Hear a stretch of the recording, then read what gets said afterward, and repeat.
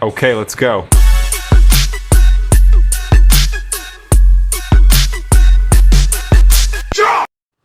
Ayon sa may kanya, pinagpahinga lang daw niya ang blender niya ng ilang buwan. At ngayon ayaw nang gumana. Mukhang tuluyan na ngang nagpahinga.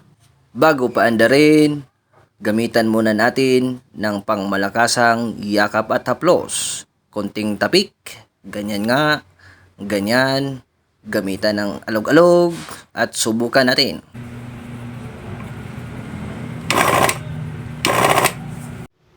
Epektibo naman pala ang ating pangmalakasang tapik at haplos. Pero bakit parang hinihika?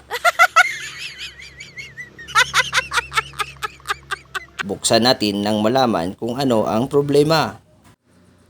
At nang mabuksan, tarang! Kalawang na may konting motor. At kapag ganito na ang blender mo, mas mainam na palitan na ang teknisyan. Ang blender pala.